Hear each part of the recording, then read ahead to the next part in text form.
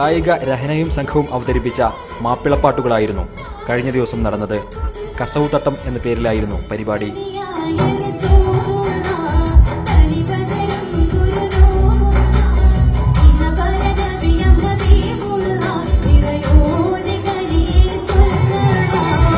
മാപ്പിളപ്പാട്ട് രംഗത്ത് കഴിവ് തെളിയിച്ച ഫാസില ബാനു, അമീൻ യാസിർ, ഷാനവാസ്, അബ്ദുൽ ഹൈ തുടങ്ങിയവർ ഗാനങ്ങൾ അവതരിപ്പിച്ചു. ആവേശപൂർവ്വമാണ് ഓരോ ഗാനങ്ങളും കാണികൾ ഏറ്റെടുത്തത്.